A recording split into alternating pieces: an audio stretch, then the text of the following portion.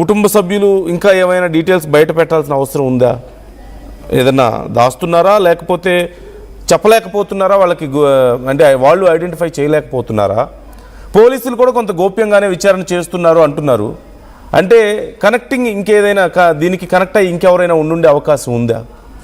So ఇలా చాలా ప్రశ్నలు వస్తున్నాయి. బట్ ఏది ఏమైనప్పటికీ జరిగింది మాత్రం చాలా దారుణం. ఒక మహిళని ఇంత దారుణంగా, ఇంత బ్రూటల్గా హత్య చేశాడు అంటే ఇది చాలా దారుణమైన విషయం. ఖచ్చితంగా ఇలాంటి వాళ్ళు మన సమాజంలో తిరగకూడదు, బయటికి రాకూడదు. ఎందుకంటే రేపు ఇంకొక ఇంట్లో జరగవచ్చు, ఇంకో మహిళ, ఇంకో చిన్నపిల్ల, ఇంకెవరైనా ప్రాణాలు పోవడానికి అవకాశం ఉంటుంది. They don't deserve to be in our society anymore. ఖచ్చితంగా వాళ్ళని పూర్తిగా మన సమాజం నుంచి బయట ఉంచాలి. Don't you agree with me? మీ అభిప్రాయాలు ఏంటి అంశానికి సంబంధించి కామెంట్ చేయండి. ఒకసారి అధికారులు ఏం చెప్తున్నారో మీరే చూడండి ఈ అంశానికి సంబంధించి. ఈ కొండమల్లపల్లి పోలీస్ స్టేషన్ లిమిట్స్లో మనకి క్రైమ్ నెంబర్ 150/26 ఒక మర్డర్ కేసు నిన్న ఒకటి మనం రిజిస్టర్ చేయడం జరిగింది. దీనికి సంబంధించి ఇవాళ నిన్న క్లూస్ టీమ్ వచ్చేసి అన్ని క్లూస్ అన్నీ కూడా తీసుకోవడం జరిగింది. అదేవిధంగా డాగ్ స్క్వాడ్ కూడా వచ్చింది. మనకి సస్పెక్ట్స్ కూడా మనం ఐడెంటిఫై చేయడం జరిగింది. కొంత సీసీటీవీ ఫుటేజ్ ద్వారా కూడా మనము కొంత సస్పెక్ట్స్ని కూడా కొంత మనం నారో డౌన్ చేసుకొని కొంతమందిని కూడా మనము పికప్ చేస్తున్నాము. సో దీనికి సంబంధించి దర్యాప్తు కూడా డిఎస్పీ దేవరకొండ గారి ఆధ్వర్యంలో 3 ప్రత్యేక బృందాలు మనం ఏర్పాటు చేసి ఈ దర్యాప్తు టేకప్ చేయడం జరుగుతున్నది. త్వరలోనే ఇది అక్యూజ్డ్ కూడా తప్పకుండా మనం వితిన్ ఇంకొక 12 to 24 hours తప్పకుండా పట్టుకొని మా తర్వాత ఇన్వెస్టిగేషన్ని ముందుకు తీసుకొని వెళ్ళడం జరుగుతుంది.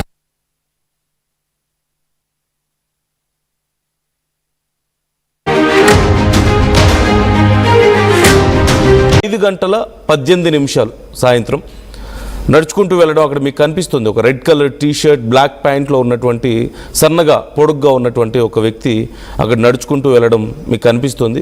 ఆ వ్యక్తే ఈ దారుణానికి పాల్పడ్డాడు అంటూ ఇప్పుడు పోలీసులు ప్రాథమికంగా ఒక అంచనాకు వచ్చినట్లుగా మనకి సమాచారం అందుతుంది.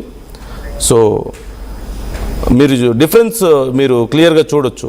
17:18 అక్కడ క్లియర్గా, అంటే 5:18 అక్కడ మీకు కనిపిస్తుంది. మరోవైపు 5:02 ఇక్కడ రూపారెడ్డి వచ్చినటువంటి time. So within just 19 minutes ఈ మొత్తం దారుణం జరిగింది. అయితే అసలు ఎందుకు ఇలా చేశాడు అతను? నిజంగా దొంగతనం చేయడానికే వచ్చాడా? దొంగతనం చేయడానికి వస్తే చేతికి గ్లౌజులు వేసుకొని ఇలా పర్టికులర్గా ఇంత దారుణంగా 27 సార్లు కత్తితో పొడవాల్సిన అవసరం ఏముంటుంది? దొంగతనం చేయడానికి వస్తే అంత దారుణంగా, అంత విచక్షణ రహితంగా ఒక సైకోలాగా 27 సార్లు కత్తితో పొడిచాడంటే కేవలం దొంగతనం చేయడానికే వచ్చినట్లా? లేకపోతే we have seen some psychopaths. గతంలో కూడా చూసాం దొంగలు అండ్ సైకోపాత్ మెంటాలిటీ ఉన్నవాళ్ళు మనం గతంలో చూసాం. లైక్ దండుపాళ్యం గురించి చెప్తూ ఉంటారు కదా. సో అలాంటి కండిషన్స్ మనం గతంలో చూసాం. వాళ్ళు కేవలం దొంగతనం చేయడం మాత్రమే కాకుండా వాళ్ళకు ఒక రకమైనటువంటి సాడిస్టిక్ మెంటాలిటీ కూడా ఉంటుంది. ఒక్కొక్కరు ఒక్కో రకంగా చేస్తూ ఉంటారు. అంటే లిటరల్లీ వచ్చి అర్ధరాత్రులు వచ్చి కిచెన్లో భోజనం చేసి అక్కడ మలమూత్ర విసర్జన చేసే టైప్ కొంతమంది ఉంటే, కొంతమంది అక్కడ ఉన్న వాళ్ళ మహిళల్ని మానభంగం చేయడం, కొంతమంది ఏమో ఇలా దాడులు చేయడం, ఇలా రకరకాలుగా ఉంటుంటారు. సో అలాంటి ఒక మెంటాలిటీ, లేకపోతే ఇంటెన్షనల్గా రూపారెడ్డిని ప్రాణం తీయాలి, తన ప్రాణాలు తీయడమే ఉద్దేశంగా అక్కడికి వచ్చాడా? డబ్బు తీసుకెళ్ళడం అనేది ఒక డైవర్షనా? లేకపోతే నిజంగా దొంగతనానికి వచ్చి ఆ కంగారులో చేశాడా? అంటే కంగారులో 27 సార్లు కత్తితో పొడిచే పరిస్థితి ఉంటుందా? What do you think about this? Nirmala join అవుతున్నారు. నిర్మల, ఇప్పుడు ఈ కేసు విచారణ అసలు ఎంతవరకు వచ్చింది? అనుమానితులు ఉన్నారు, పోలీసులు అదుపులో అంటున్నారు.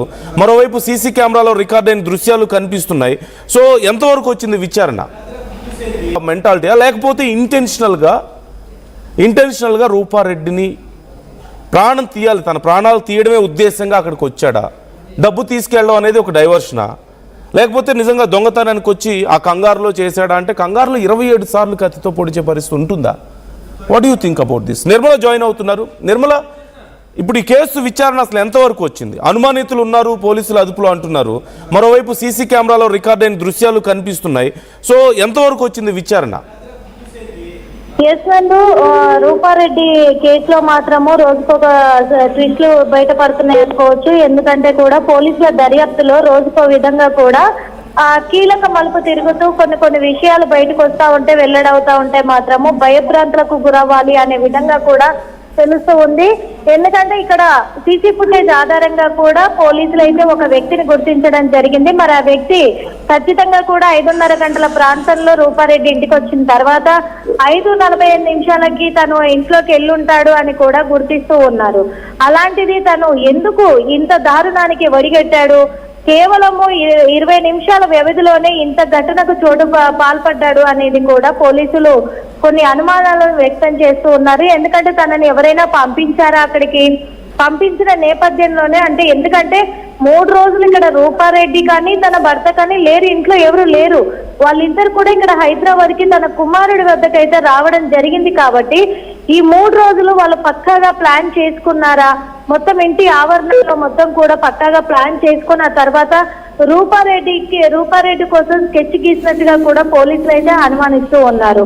అందుకు ఇక్కడ సుపారీ ఇచ్చి ఎవరైనా అతన్ని పంపించిన ఎడల ఈ దారుణానికి వడిగట్టిన తర్వాత తన బ్యాగ్ చెక్ చేయడం జరిగిందేమో, అందుకే అందులో ఉన్న డబ్బులు మాయం చేశాడేమో అనేది ఒక ఎత్తు అయితే, రూపారెడ్డి ఫోన్ ఎలా మాయమైంది, మరి ఆ ఫోన్ ఈ వ్యక్తి తీసుకెళ్లాడా, ఇంకా ఎవరైనా ఉన్నారా తనతో పాటు? ఎందుకంటే ఒక్కడే అంత కక్షపూరితంగా అన్ని ఘాట్లను తన బాడీలోకి అంత దాడి చేయలేడు అనేది ఒక అనుమానం ఒక ఎత్తు అయితే, ఇక్కడ తన స్కూల్ కి సంబంధించి కూడా ఎవరైనా శత్రువులు ఉన్నారా తనకి, లేదా ఆ ల్యాండ్ల విషయంలో కానీ లావాదేవీల విషయంలో కానీ ఎవరైనా శత్రువులు వాళ్ళు డైరెక్ట్ గా అటాక్ చేయలేక ఇతనితో చేయించారా? ఈ కోణంలో కూడా పోలీసులు అయితే ఇప్పుడు ఆ వ్యక్తిని అదుపులోకి తీసుకున్నారు. అతను కొంచెం బక్కపల్చగా ఉన్నట్టుగా కూడా తెలుస్తుంది. చింత చెట్టు దండాలో తను 2 గ్లౌజ్లను కూడా పడేసి వెళ్ళినట్టుగా పోలీసులు గుర్తించారు. అవి స్వాధీనం కూడా చేసుకోవడం జరిగింది. మరి ఇంకా ఎంతమంది అయితే పోలీసులకు అనుమానంగా ఉందో వాళ్ళందరినీ కూడా అదుపులోకి తీసుకొని విచారిస్తున్నారు. ఈ రోజు మాత్రము రూపారెడ్డి అంత్యక్రియలు ఇక్కడ వనశ్రీపురంలోనే వాళ్ళు చేయడం కూడా జరిగింది.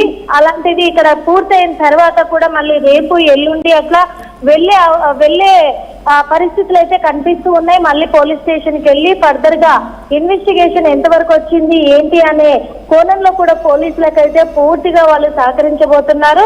గుర్రంగూడలో ఇక్కడ హైదరాబాద్ లో గుర్రంగూడలో తన సొంత ఇంటి వద్దే కార్యక్రమాలన్నీ కూడా చేయడం జరిగింది. అక్కడికైతే భారీ ఎత్తున కూడా ప్రజలు తరలి రావడం అయితే జరిగింది. కానీ వీళ్ళు మీడియాని అవాయిడ్ చేస్తూ ఉన్నారు. మీడియా కవరేజ్ ని మాత్రము వీళ్ళు ఒప్పుకోవడం లేదు. అసలు మాకు ఇష్టం లేదు, ఇప్పుడు మాట్లాడే ఇదిలో లేము అని చెప్పేసి నిరాకరిస్తున్న పరిస్థితులు అయితే ఏర్పడ్డాయి అక్కడ.